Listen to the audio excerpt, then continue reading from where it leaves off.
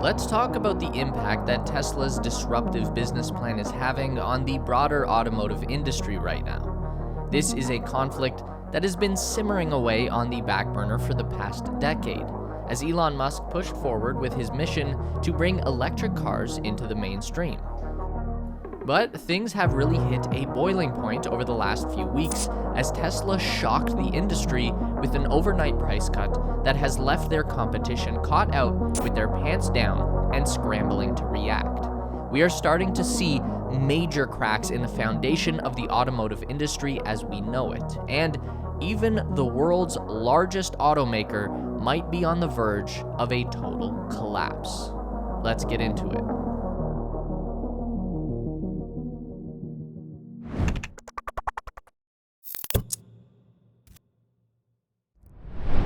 There is no story that illustrates the change in the dynamics of the auto industry better than what is going on right now at Toyota.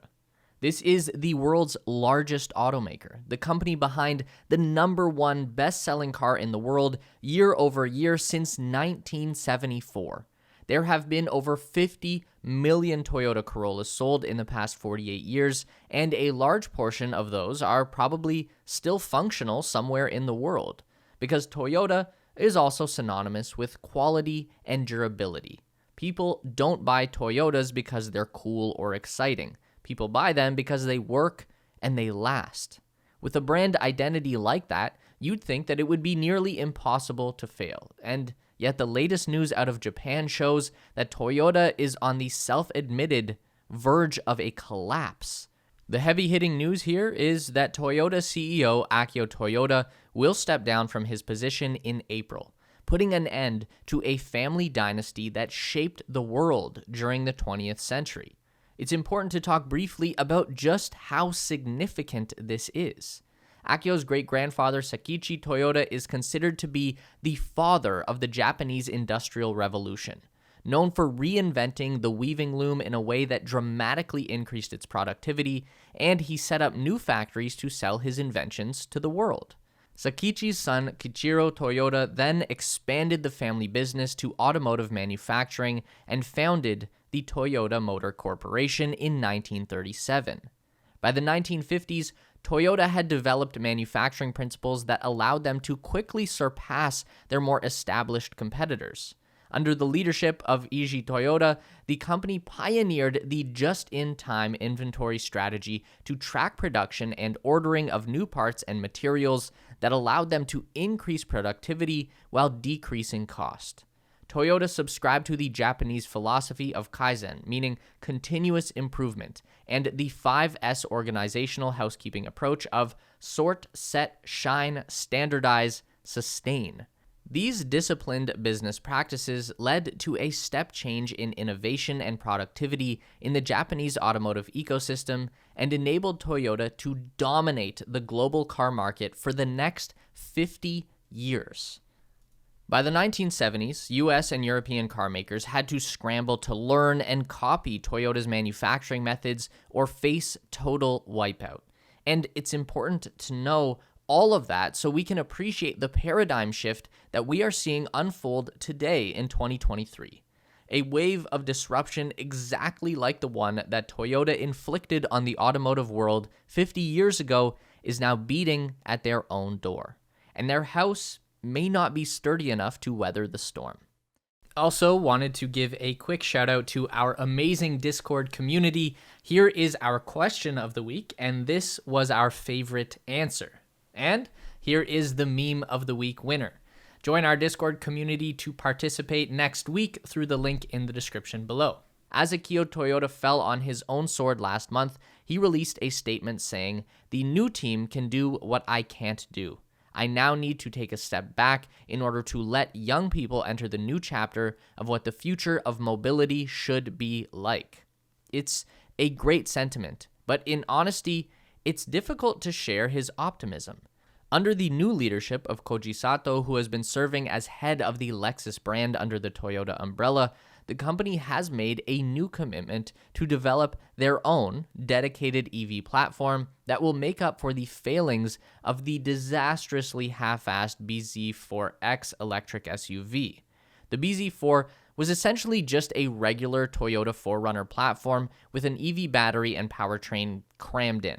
This actually resulted in a bunch of redundant components and a much higher manufacturing cost even when compared to other electric vehicles. It went against every principle that the company was built on and ignored the lesson that Elon Musk taught the world over a decade ago. Great electric cars are built around dedicated EV skateboard platforms. You need a clean slate, first principles approach. Within months of hitting the market, the wheels fell off the bZ4. Literally. Toyota had to recall every single bZ4 over defective bolts that couldn't hold the wheels on properly. They just go flying off the car. A couple of months into the recall notice, Toyota started just straight up offering to buy the electric SUVs back from anyone who had purchased one. An embarrassing failure from a brand synonymous with high quality. And their efforts to turn things around already appear like too little too late. Japanese newspaper the Asahi Shimbun reported Toyota doesn't expect to launch its EV range until 2027 to 2028. And at the rate that the global EV market share is growing, Toyota will be lucky to retain even a tenth of its 10 million unit market share in that time frame. If we quickly dive into some numbers here, in December 2022, fully electric vehicles made up 33% of all new car sales in Germany and the UK, up from less than 10% in both markets just 2 years earlier. That was the year that Tesla started making their vehicles readily available to Europe, leveraging exports from their Shanghai factory and a brand new production line in Berlin. In China, battery electric vehicles made up 25% of the market in December 2022, up from just 5% in 2020. So what this shows is that the EV transition is not happening on a linear trajectory. There are massive step changes in demand happening in very short amounts of time. Of course, we only have to look at what's happened in Norway to get a reasonable premonition of how the global market might shift. Battery EV sales in Norway went from 30% market share in 2018 to 80% in 2022. That's 50% of the market in just 5 years. If the global EV market share follows a similar S-curve, by the time Toyota launches its new EV platform in 2027, over 50% of the world's car sales will be battery-powered electric vehicles, and virtually none of those will be coming from Toyota. Because as we've seen play out at every single EV production line, whether it's Tesla or GM or Hyundai, it takes time to fully ramp up to volume production. It is a very difficult process that takes at least 1 year to reach any significant output, and another year after that at least to hit maximum efficiency. According to their most recent available data, as of October 2022, Toyota has sold around 14,000 battery electric vehicles in the year, which would be an annualized rate of about 20,000 or so. This is a steep hill for them to climb. And we keep stressing that term, battery electric vehicles, because this is at the heart of what went wrong with Toyota. Because the company has been producing electric vehicles for a really long time. The Prius first went on sale in 1997, really the world's first mass-produced eco-friendly car, a hybrid of electric and gasoline. It was revolutionary at the time.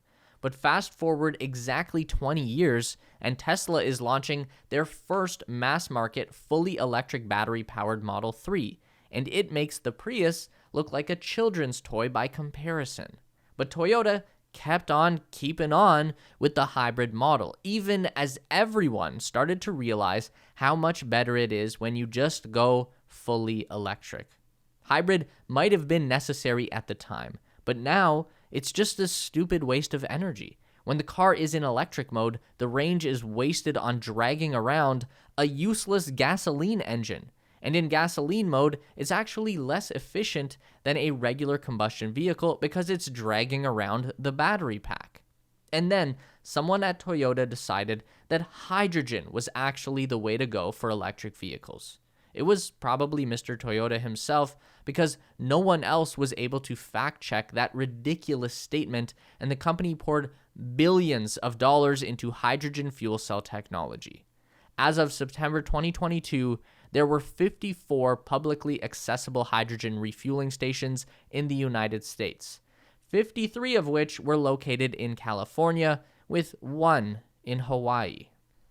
It was a preposterous failure. And we only single out Toyota here because they are the clearest and most well-defined example of how the mighty can fall, and fall hard, in the new world. Up until just recently, this was one of the strongest brands in the world, a working-class hero built on practicality and high quality that was accessible to the average Joe consumer. And now they are underwater with virtually zero chance of coming up for air. Things are not going to be like they were before. But let us know where you see the auto industry moving over the next decade. What does that landscape look like by 2030? And can Toyota somehow survive? Drop your theories down below. Don't forget to give this video a thumbs up today if you liked it. That is so important for getting our content out to more people. If you enjoy the content, then you'd probably also enjoy our weekly newsletter. So sign up with the link down below at theteslaspace.com. A huge thank you to all of our Patreon supporters who are listed on the screen now. You help us make the best content we can, and we really appreciate it. Thanks for watching, and we'll see you in the next one.